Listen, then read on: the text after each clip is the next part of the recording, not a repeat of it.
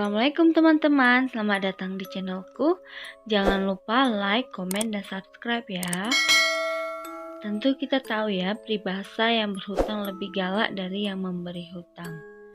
Nah, kali ini aku akan membahas cerita tentang pembunuhan berantai dari Indonesia yang pelakunya adalah seorang wanita karena motif tersinggung saat ditagih hutang. Siapa pelakunya? Yaitu pelakunya adalah Astini. Astini Sumiasi atau yang disebut dengan Nyonya Astini adalah pembunuh berantai dengan motif tersinggung saat ditagih hutang. Astini lahir tahun 1955. Ia ibu dari 3 orang anak, yang mana anaknya 2 jenis kelaminnya laki-laki dan 1 perempuan. Astini memang terkenal sering meminjam uang kepada tetangga-tetangganya.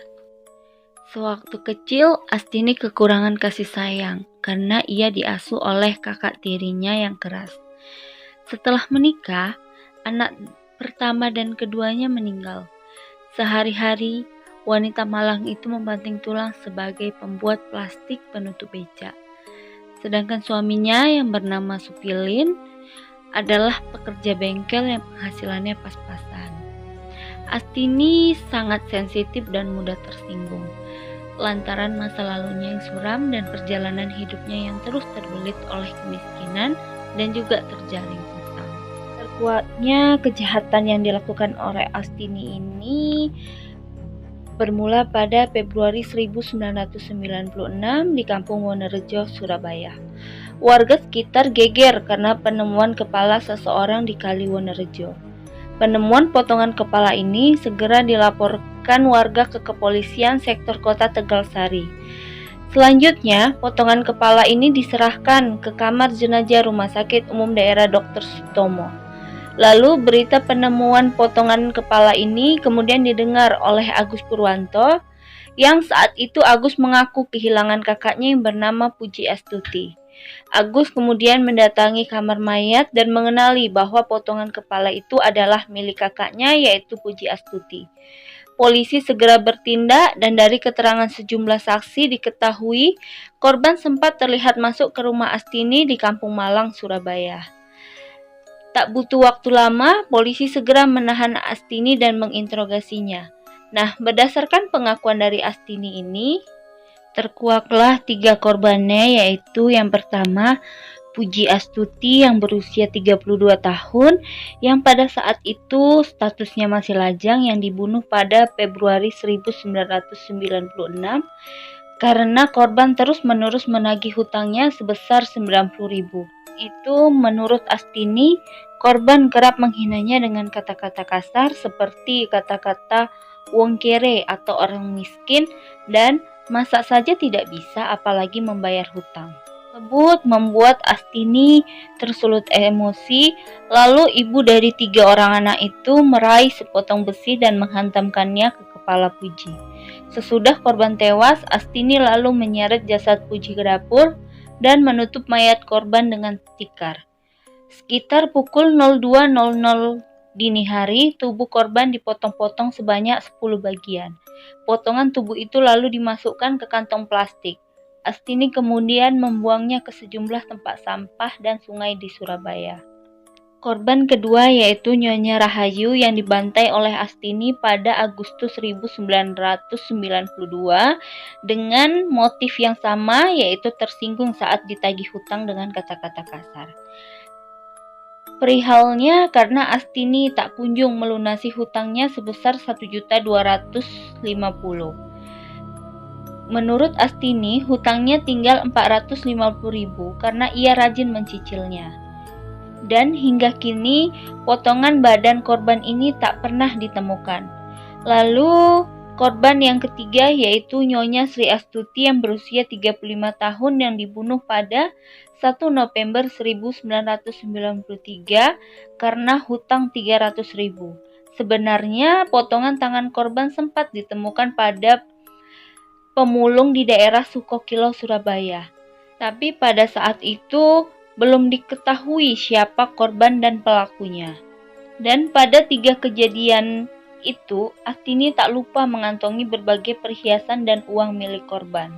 Tak butuh waktu lama, Astini kemudian ditahan di Lembaga Pemasyarakatan Wanita Sukun Malang, Jawa Timur, dan pada 17 Oktober 1996, Astini divonis hukuman mati oleh Pengadilan Negeri Surabaya.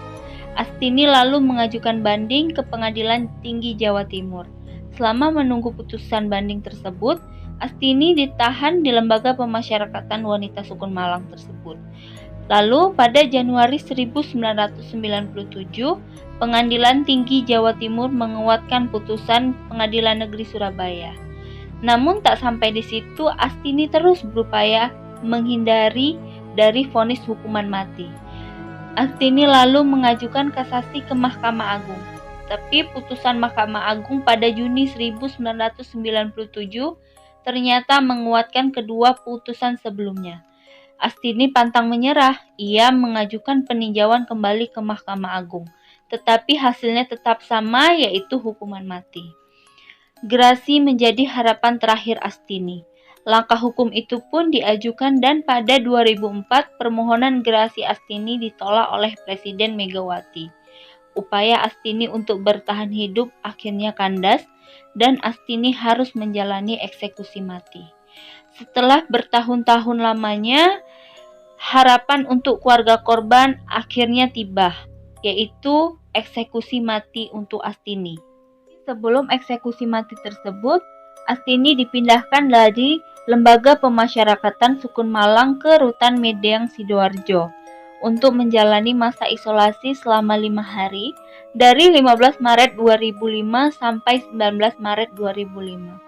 Selama menjalani masa isolasi tersebut, Astini sempat dijenguk oleh suaminya yaitu Supilin dan beberapa orang anaknya. Astini meminta kepada anak-anaknya agar meningkatkan ibadah dan selalu mendoakan dirinya yang akan meninggalkan mereka untuk selama-lamanya. Pihak Kejari Surabaya juga sempat menulis 3 permintaan terakhir Astini, yaitu Astini ingin memakan makanan kesukaannya seperti roti, cumi-cumi, buah-buahan yaitu apel dan langsat, dan juga sejumlah uang. Tetapi pihak Kejari tidak menyebutkan berapa uang yang diminta oleh Astini. Selama menjalani masa isolasi selama 5 hari, pada 20 Maret 2005 Astini dieksekusi dengan cara ditembak di area jantung oleh 12 personel regu tembak Brigade Mobil Kepolisian Daerah Jawa Timur dengan 6 peluru. Lalu jasadnya dibawa ke Rumah Sakit Umum Daerah Dr. Sutomo Surabaya dan diotopsi. Ia dinyatakan meninggal pada pukul 01.20 pada 20 Maret 2005. Setelah eksekusi, jenazah Astini dikuburkan di tempat pemakaman umum pemerintahan Kota Surabaya di Wonokusumo Kidul sesuai dengan permintaan keluarga Astini. Sepeninggalan Astini, rumah yang dikontrak oleh Astini dulu kemudian dikontrakan kepada beberapa keluarga, namun warga menyatakan rumah tersebut jadi terlihat seram dan mengeluarkan bau amis darah. Kamar yang dulunya dapur tempat pembunuhan terjadi, tidak ada yang berani menggunakannya sebagai kamar tidur. Kini rumah tersebut dikontrak oleh keluarga Sukardi dan Supriyadi. Nah teman-teman, begitulah akhir cerita dari Astini yang sering disebut sebagai pembunuh berantai wanita di Indonesia. Semoga para korban ditempatkan di tempat yang paling indah di sisi Allah Subhanahu wa Ta'ala ya. Dan semoga kita dijauhkan dari semua mara bahaya. Amin, amin, amin ya rabbal alamin. Sekian dulu ceritaku. Jangan lupa saksikan cerita-ceritaku selanjutnya. Assalamualaikum warahmatullahi wabarakatuh.